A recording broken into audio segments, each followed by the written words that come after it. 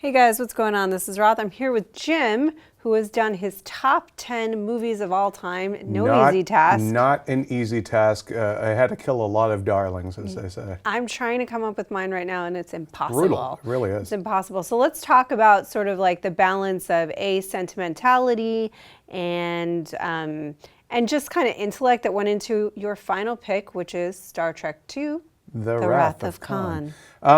Yeah, it was a tough list because there are movies that are better movies that are on my list. There are movies that, in the long run, have probably just more people would probably love. But this movie, and forgive me for getting it's a real personal reason why, but this was the last movie I ever saw with my dad. My dad died when I was 9, and we did the last thing we did together was a double feature of Star Trek II and The Thing, the Kurt Russell movie.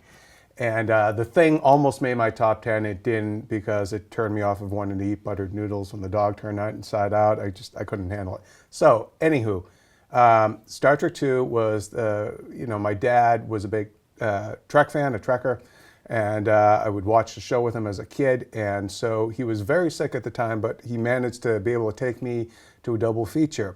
And this movie, I think, even though I was only 9 years old, the themes of the movie resonated with me. The fact of, basically the death of your best friend, really. And it really stayed with me. But I also just loved it as an adventure film. And I loved the idea of this sort of the villain out for revenge and the sort of the Moby Dick thing that they had going on there.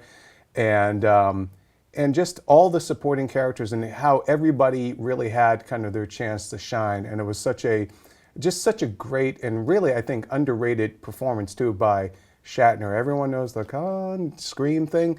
But if you watch the quieter scenes, like the ones with him and McCoy, the ones with him and his son, he's really good at it, And that last scene between Spock and Kirk, the death scene with the glass, they're both fantastic in it. And so in a lot of ways, that's a really iconic moment that has been quoted a lot in other movies. And that's why, for me, this Trek fan, I was so peeved at the way that Star Trek Into Darkness handled it. I felt like it cheapened it a little bit because those characters hadn't earned it yet, yada, yada. We've talked about that to death before. But I really feel like it's a really wonderful movie. And I find myself coming back to it a lot. It's a real comfort food movie for me. And a lot of... at the end of the day, all my top 10 movies ended up being like comfort food movies. Again, there were better films. This isn't your top 10 best movies of all time, but the ones that mean the most to you, that have had the most impact on you. Yeah. And for a mixture of just fanboy reasons and incredibly personal reasons, Star Trek II: The Wrath of Khan is still my favorite movie.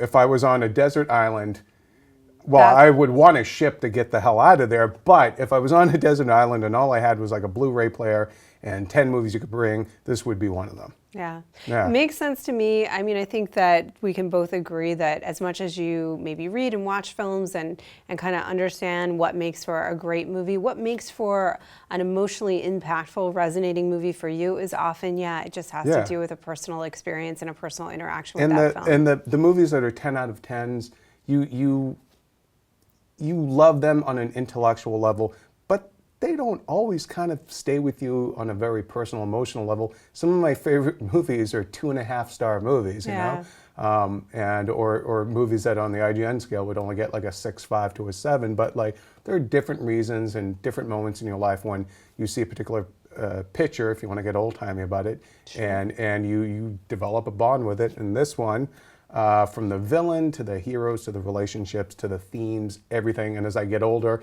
I can really empathize with Captain Kirk, not wanting to get old, still wanting to be a cowboy, be out there on his adventures. So for that whole kit and caboodle reason, that's why Star Trek II: The Wrath of Khan is my favorite movie.